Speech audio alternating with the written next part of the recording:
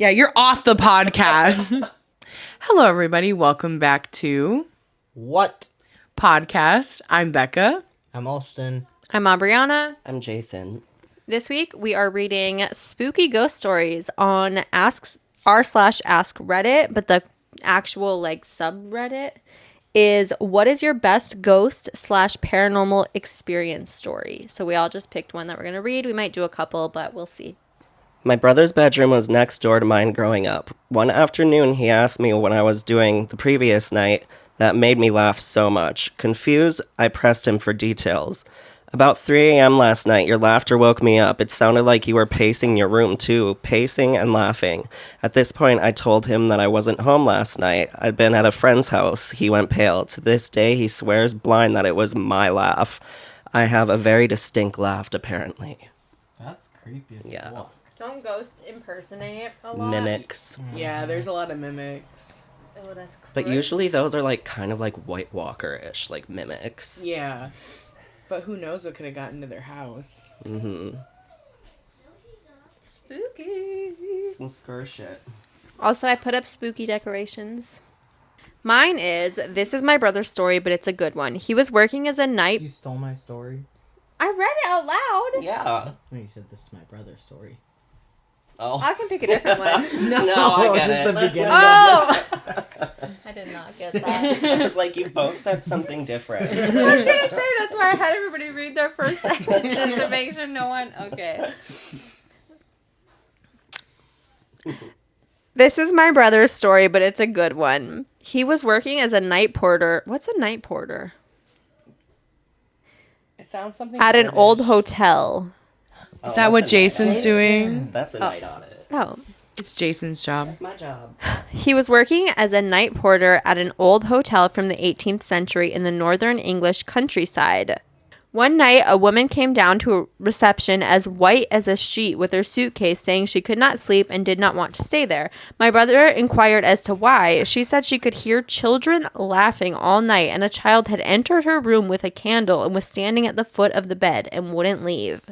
My brother mentioned it to his manager the following morning, and he was told that it is a regular occurrence. Before the hotel was a hotel, it used to be a school and kindergarten, or used to be used as a school and kindergarten over 100 years ago.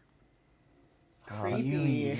I love that the first comment is children always crank the creepiness level to 11. I do. When I was in my early 20s, I owned a hearse. It wasn't much to look at, but it was a lot of fun to own. Anyway, all funeral cars have a partition that separates the driving compartment from the coach area where the casket or gurney, yes, mine was that old, was kept. I would park the car in the morning when I got home from work, and that night when I would return to the car, the glass partition was open several inches. Every night I would close the glass, and every morning the glass would be open. Some thought that someone was screwing with me, and I considered that. But to faithfully keep that gag going for well over a year was a bit much. It happened every single day, not most, but every day. I suspect that a spirit in the car did not like the partition closed for some reason. In the summer, it would get really hot back there, and in the winter, cold. The AC didn't work, and the heater core for the rear was bad. Maybe they wanted a better temp. It didn't bother me, and I actually thought it was kind of cool. Oh, it's like a little friend. Okay, in 2012, my grandmother suffered a major stroke resulting in hospice. Where the Did you see that disappear? In 2012, my grandmother suffered a major stroke resulting in hospice in her home with her children, grandchildren, great-grandchildren by her side. Friends and family were able to come by freely and spend time with her. I was very close to my grandma and was lucky to be able to share much of this time with her. For anyone that has ever been through hospice with a loved one, you will understand how hard this type of thing can be. One night I was sitting at home in my office catching up on some work when all of a sudden the room filled with the scent of perfume. I'm not talking about a faint smell. I'm saying it was very distinctive and strong throughout the entire room. I stopped everything I was doing and said out loud to myself, "Something is wrong with this. Something is wrong. That is Graham." I had not spoken to my family that day, but felt an urgent need to send a text message to my uncle, whom was staying with her, to ask, "You guys okay?" It was 11:20 p.m. I got a response right away saying, "Might want to come to say goodbye. Not okay." I quickly rushed over. Upon arrival, the living room where my family was congregated was very silent, filled with blank faces. Without saying anything, I walked straight to my grandmother and kissed her on the forehead, saying I love her. She was still warm, but no longer breathing. I told my uncle that I was there because Grandma had brought me there. I asked when she passed, and he replied saying 5 minutes before I sent my text. This puts the perfume in my office at nearly the same exact moment. Now, I'm going to say I was born into an Irish Catholic family, but I am in no way a religious person. I would have been the first person to discount this type of story if you told it to me, but I must say this experience had me thinking that there really is something more out there. I felt it. Dude, that's happened to me a few times with, like, the perfume smell at my house. So weird. Like, out of nowhere, I just smell perfume. Like, that smells so good. And then it, like, goes away. And I swear, I just get the vibe or feeling that it's my Auntie Cindy. It probably literally is. It's probably your Aunt Cindy coming to literally be like, hey, girl. Feel her energy. Like, it's weird. That was a crazy story, though. Can you imagine just working in your office and all of a sudden you're like, my grandma died? Yeah. Like, that's intense. At least it seems like she's on her way out. So she's probably pretty old. Yeah. When we talked ghost stories, sorry, I just thought of this. Are you ready? When we talked ghost stories, like way back, that ghost we had in our other house, that was like you could tell it was somebody that like wanted to be there, and they were like happy to be there. And so like this person just died and went back to where they wanted to be, or at least maybe she just wanted to say goodbye, like on her feet one last time. Yeah, just want a little peace out. Right, especially if she was close to him, though. She probably was like, I need to go see him. Not sure if it was a ghost or something like that, but back in 2015 when I was younger, I was at my cousin's place. We were hanging out in her grandpa's backyard. As we are messing around, we hear screaming and banging coming from the living room window of the house. We look up and see a woman crying hysterically and hitting the windows. We shout and ask her if she's okay, but she tells us to leave her alone and shuts the window completely. Her grandpa and grandma weren't at home at the time that happened.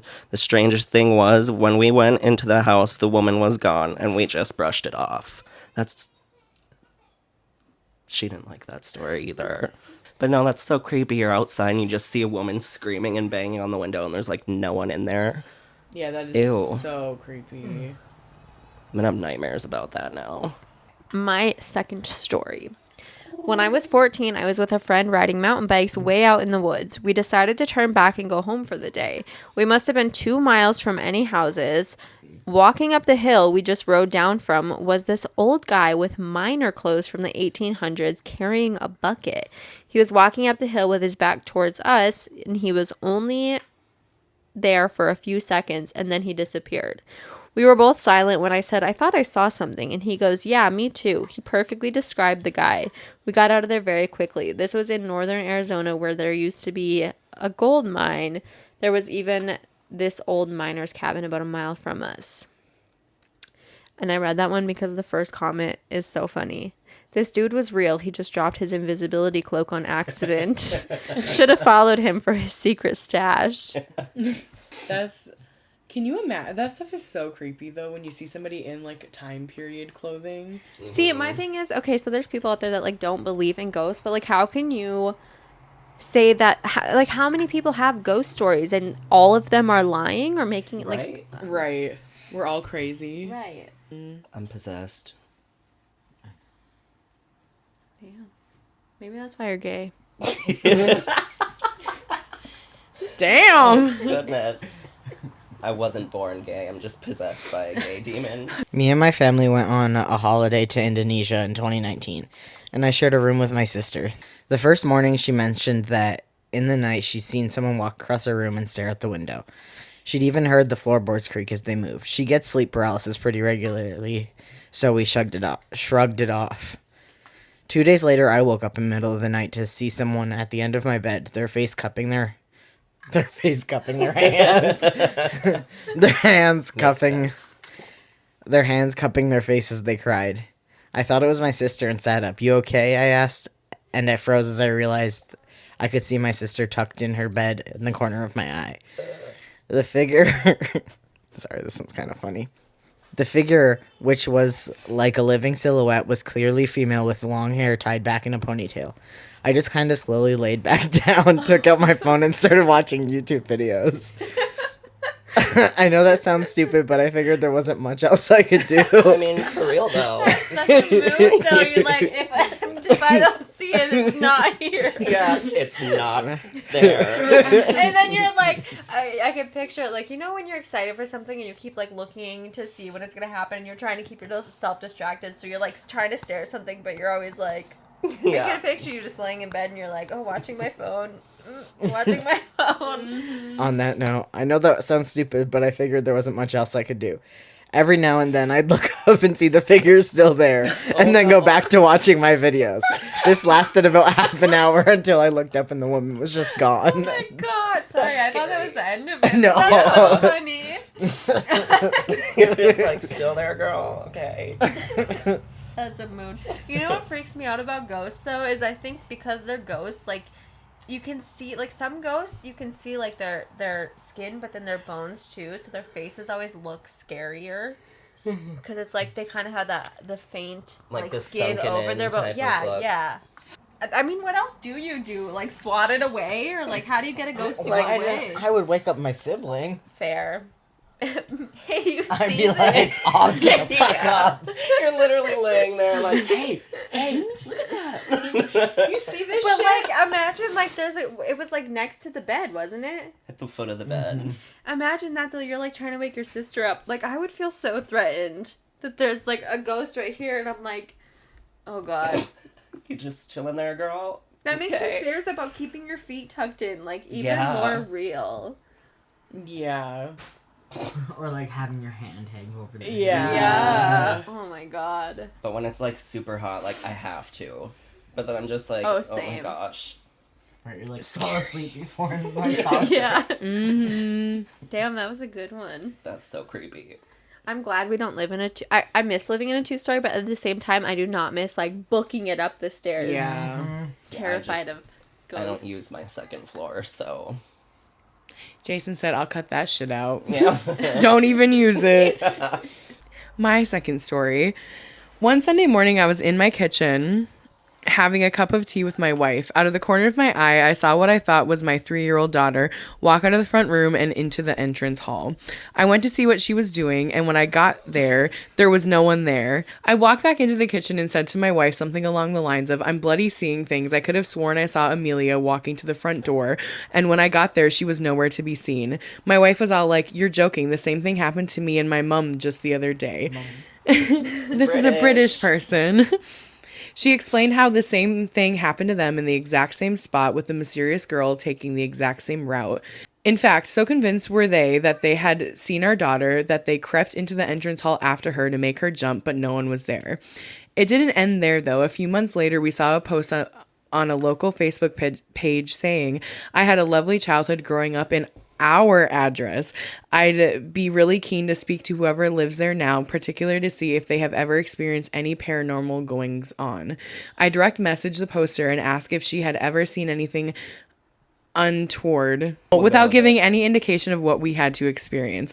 Lo and behold, her and her sister used to see a little blonde Victorian girl in a white nightie standing outside their bedroom doors or walking through the house. She related how initially they would think it was their other sister and would go investigate and find no one there. I'm a very cynical person by nature and did not previously believe in the paranormal, but I have no explanation for the above. Cute. That's creepy. Little kids are just really creepy when they're ghosts. Like, that would just be the creepiest. So wait, they were seeing their child They walking out the front door. I know, but like the ghost of the ghost looked like their child. Yeah, and then the other owners saw their sister. what they thought. Whatever ghost is in this house is a child. A shapeshifter. That's fucking weird. Why did ghosts do that? Just Like- having a good time. Like mimic or like look like. What if they're not even aware? They're just like blending into their What if it is our brains? What if we're all just mentally unwell?